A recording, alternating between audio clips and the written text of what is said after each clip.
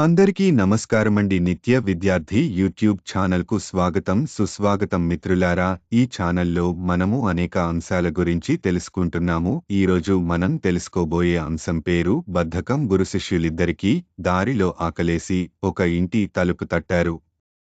చిరిగిన బట్టలతో ఉన్న వ్యక్తి తలుపు తీశాడు. మేము చాలా ఆకలితో ఉన్నాం. తినడానికి ఏమైనా? ఆ వ్యక్తి ఆహ్వానించి భోజనం పెట్టాడు. ఇంటి పరిసరాలు చూసి ఇంత మంచి భూమి పోషణ లేక వృధాగా పడి ఉందే. మీ బ్రతుకు తెరువు ఎలా జరుగుతోంది? అడిగాడు గురువు. నాకో బర్రె ఉంది. దాని పాలతో రోజులు గడుస్తున్నాయి.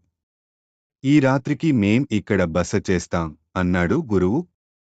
అర్ధరాత్రి గురువు శిష్యుడితో పదపోదాం అంటూ బర్రెను కూడా తీసుకెళ్ళిపోయారు. శిష్యుడు ఆశ్చర్యంతో అంత సహాయం చేసిన వ్యక్తి బర్రెను దొంగిలించవచ్చా అన్నాడు. గురువు మాట్లాడలేదు. కొన్నేళ్లు గడిచిపోయాయి. శిష్యుడి మనసులో బర్రె దొంగతనం ఇంకా తొలుస్తోంది. ఒకరోజు ఆనాడు ఆతిథ్యం ఇచ్చిన ఇంటికి వెళ్ళాడు శిష్యుడు.